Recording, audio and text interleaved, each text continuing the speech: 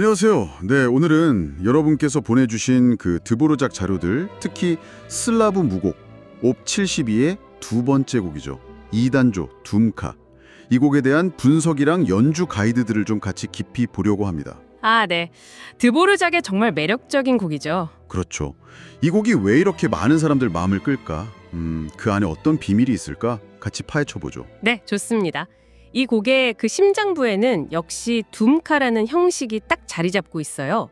이게 원래 우크라이나 민속 발라드에서 왔다고 하고요. 뜻 자체도 뭐 생각 아니면 회상 이런 거라고 하죠. 생각, 회상. 벌써 좀 아련한 느낌인데요. 그렇죠. 근데 핵심은 뭐냐면 아주 그 깊은 슬픔, 서정적인 분위기랑요. 갑자기 확 분위기가 바뀌면서 터져나오는 듯한 되게 활기찬 춤곡. 이 두 개가 아주 극명하게 대비되면서 번갈아 나온다는 점이에요. 보내주신 자료들에서도 다 이 대비 효과를 엄청 강조하고 있더라고요. 아, 그 대비가 핵심이군요. 생각이나 회상이라는 뜻도 그렇고 뭔가 이야기가 많을 것 같은데요.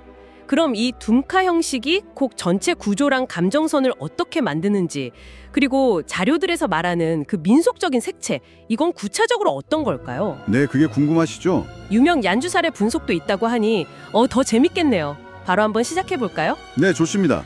일단 이 곡은 보통 그 A, B, A, C, A 같은 론도 형식을 따르긴 하는데 조금 변형된 형태예요. 아, 변형 론도? 네, 시작하는 그 A 부분 있잖아요. 2단조.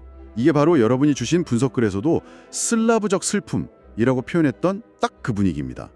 아주 깊은 우수, 뭐랄까 향수 같은 게 느껴지죠.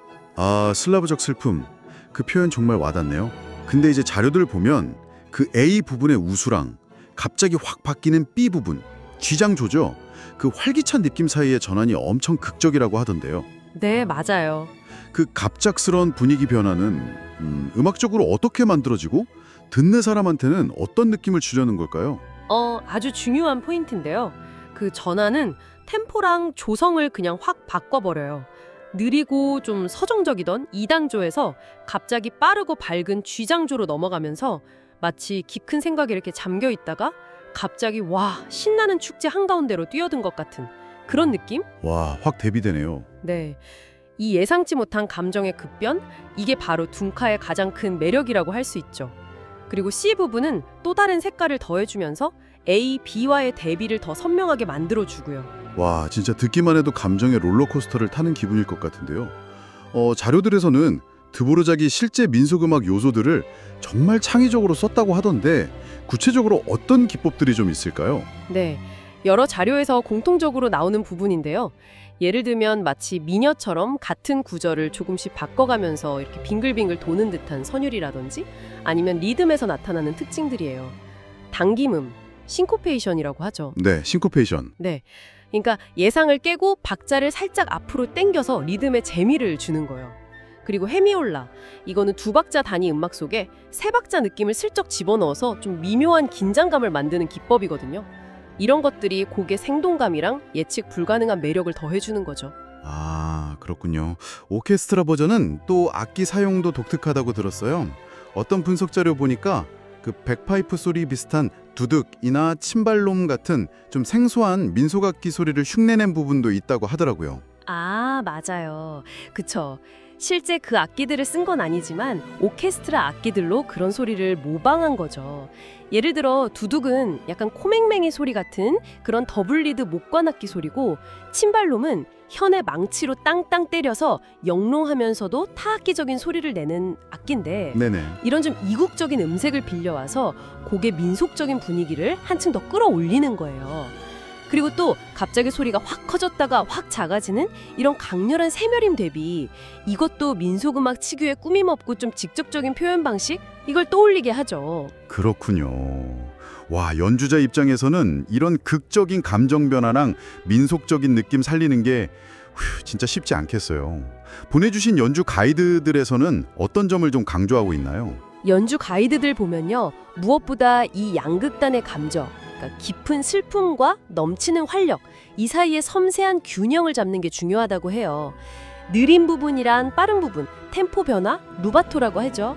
자유로운 템포 조절, 이걸 기계적이지 않고 아주 자연스럽게 연결하는 게 중요하고요. 네, 자연스럽게. 특히 그 슬픔을 표현할 때 너무 감상에만 빠지지 말고 좀 담담하면서도 진솔하게 전달하는 그런 내면적인 깊이가 필요하다고 강조하죠. 아, 그렇죠.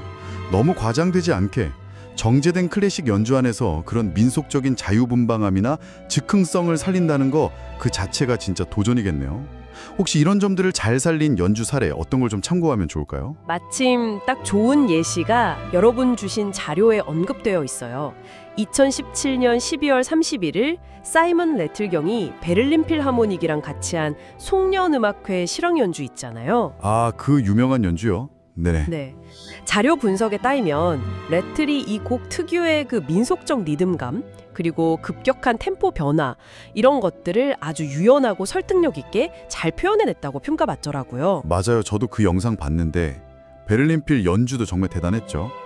특히 자료에서 그 빠른 춤곡 부분에서 칼 같은 합주, 그러면서도 동시에 드보르작이 의도한 그 다채로운 음색이랑 슬라브적인 애수, 이걸 정말 깊이 있게 담아냈다는 분석이 인상 깊었어요. 그렇죠. 레틀이 베를린필 떠나기 전 마지막 시즌의 송년음악회였다는 점도 좀 특별하고요. 유튜브에서도 엄청 인기 많잖아요. 맞습니다.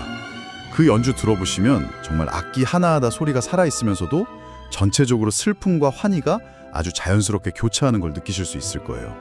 뭐랄까, 이론적인 분석이랑 실제 연주가 어떻게 만나는지 보여주는 아주 좋은 사례죠. 자, 오늘 이렇게 드보르작의 슬라브 무국 오프 72 넘버 2 둠카에 대해서 여러분의 자료를 바탕으로 정말 깊이하게 나눠봤습니다.